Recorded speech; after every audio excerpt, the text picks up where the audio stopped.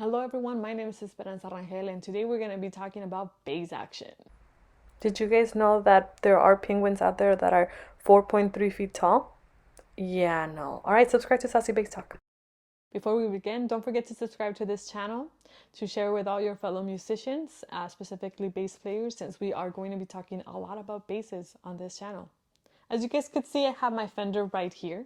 There is a little backstory on this Fender, and the reason why I wanted to make this video is this Fender specifically. So I acquired this bass, I want to say about 2 years ago or so.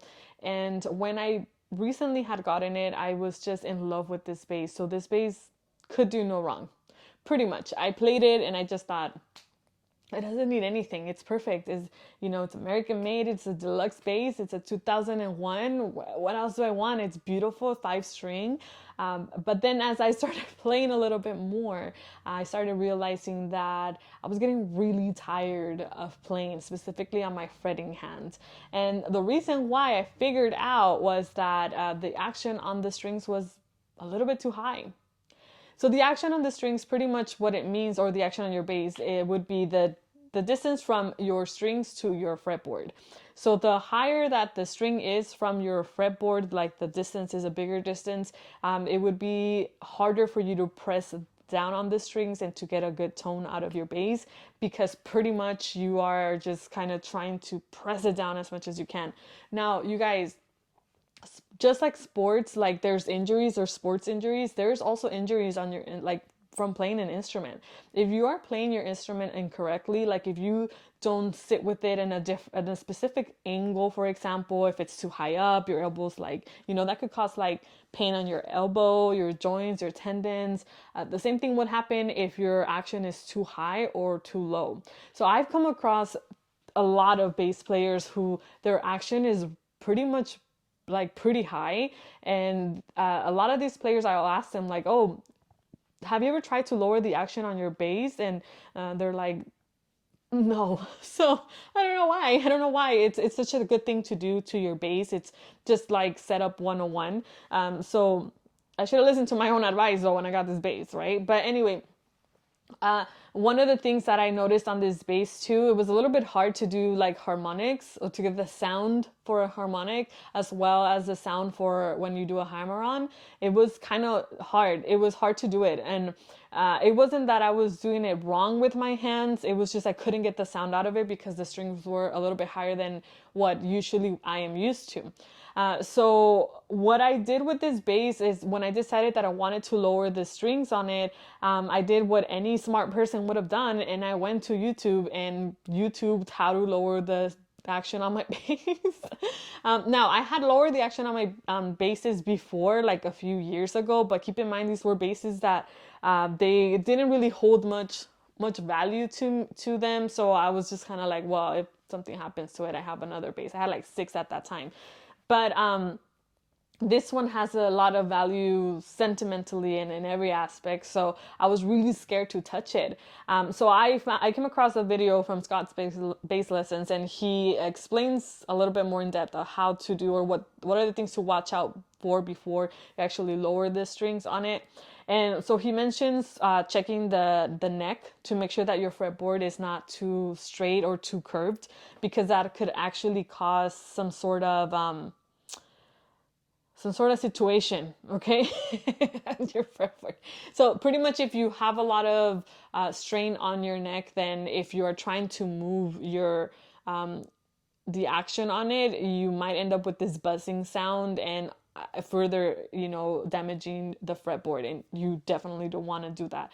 I think about it like if there was like literally a piece of wood, and then from one end to the other you're just pulling it down like this, and then you're causing a curvature. It's not going to be good. So I was really scared about that at first, but when I checked the neck on this bass, it wasn't, there's no tension on it, so it was good. It was like I was good to go pretty much. So what I did is kind of what I did before. I just laid down my bass flat on a flat surface, and then I had a pencil and I put the pencil on top of the strings. And what that does is that it allows me to see how much I'm raising and or lowering the strings.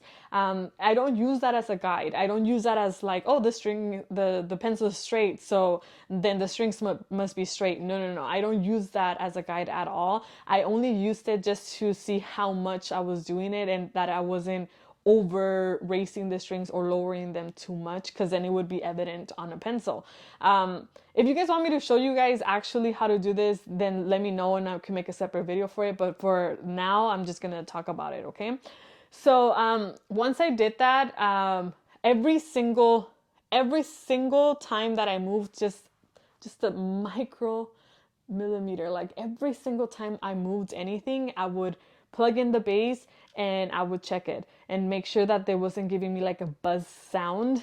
But it also, when you lower the strings on your bass, one of the good things about it is that it gives you like this kind of raspy sound on the strings, and you kind of want that. It's a good sound. I mean, for me, as in a tone for a bass, I really enjoy it. So I make sure that I kind of could find that sound on it, and I didn't have it before, but now I had it. One thing that I forgot to mention is that you always want to make sure that your bass is completely tuned before you do that. Just make sure that it's tuned so that you could kind of have a fair game in changing the action on it. So once I did that, like I said, I would just move it a tiny bit and I would go plug it and check it and I would play it. So that's kind of what I had to do. That was the only way that this bass worked. That was the only way that I was able to kind of do this on the strings. And then it just gave me like this really nice playability on the fretboard, and I was really happy with it. So once I was done with it, I was a little bit scared. Like, I panicked. I was like, there's no way that I was able to do this by myself and do it right. Like, there's no way. I haven't changed or checked the action on a bass in years. Like, there's no way. So I panicked a little bit. And so I took it down to Juice's Music Shop. If you guys are familiar with that shop, pretty much the owner of it is Juice. And he is the founder of the Juicy Ears, which I have right here. And if you use my promo code HOPE10, you could get a 10% discount on any beautiful Juicy Ear in-ear monitors. Just saying. But anyways, I took it down to him and I was like, I am panicking. I don't think I did this right. And I'm really scared. I'm really scared. Plus my B string, it wasn't lowering as much as I wanted to, and I didn't know why. The other ones were perfect, but that one string, I was like, what's happening? What did I do? And so he checked it, and pretty much he said, no, everything was fine, but he showed me how to lower the top string. There are like they look like screws at the bottom of your bass. And I'll show you guys in a minute. I'll show you a clip of it. But pretty much those are the ones that you have to move, and then it kind of just helps the string lower or get higher depending on how you move it. So that's all he had to do. And once he did that, we were good to go. The bass was perfectly fine. So I was really happy with it. Now on the next clip, I am going to show you a Ken Smith. So this Ken Smith bass is a beautiful bass that is owned by Aaron Gonzalez. If you guys, I think his last name is Gonzalez. And if you guys know who Aaron Feel the Bass is, you are doing a great job because you probably admire him. But if you don't know who he is, you're missing out. He's a great bass player, and he actually also has a recording studio. And I was out there at his recording studio. I was recording a track for a band that I was in back then. And this song was a very specific song, and I wanted a very specific sound to it. And when he heard the song and when I talked to him about my idea, he was like, I know the bass that you should use for this song. And so he brought out his Ken Smith, and my immediate reaction to it is, this bass plays like butter. It was amazing.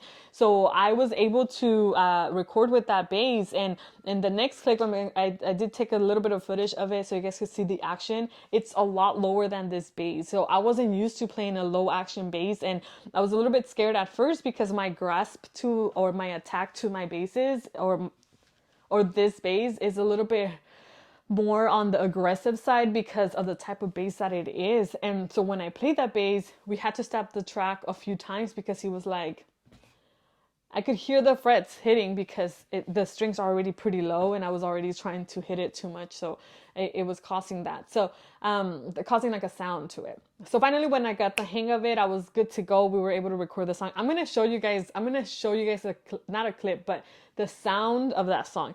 I'm not sure if I'm allowed to actually show you guys this song because this song it hasn't been released yet, but whatever, I don't care. Once this song comes out, actually, I am gonna make a video because that song I'm really proud of. It's a song where I imagined from the ground up, and I was able to create the sound that I wanted. I was able to work with the drummer in creating that sound, and I worked with Andres, which was the original sexero for Grupo 360, plus Aaron. It was just us three when I recorded the song, and I'm really proud of it. So this is the bass that we used for it, and which was the Ken Smith, and this is kind of like the sound.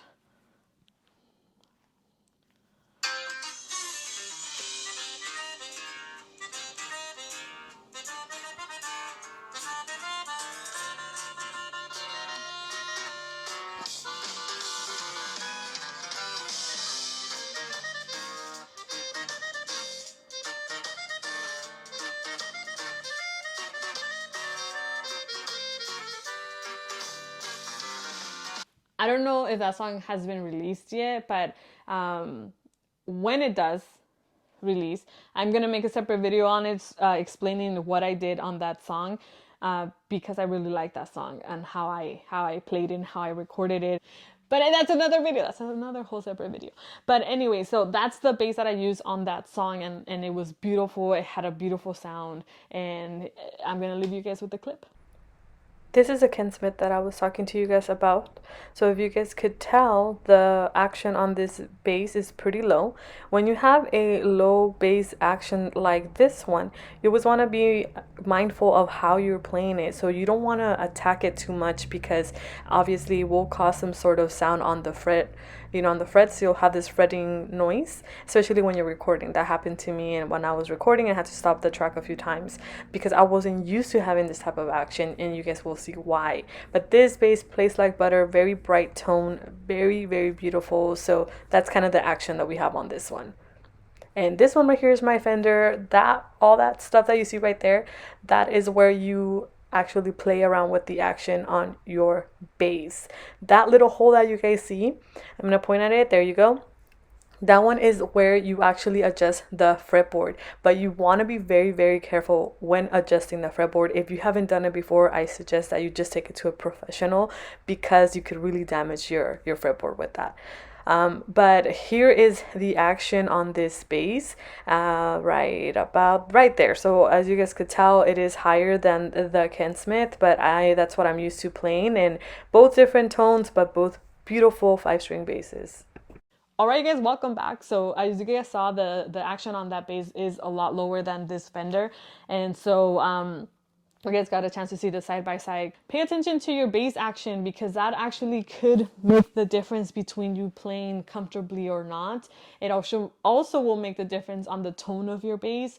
It makes a difference in a lot of things. So don't take those things for granted. Don't think that, well, who cares? I'm not like playing because I want to be a bass player. I'm playing because I need the money. No. Just fix your bass and you'll see a difference too in how you play and the sounds that you get. Like, I wasn't able to really do harmonic. I mean, yeah, you can, but it was hard to do certain things on this bass because the action was getting a little bit too high. And I was like, girl, calm down.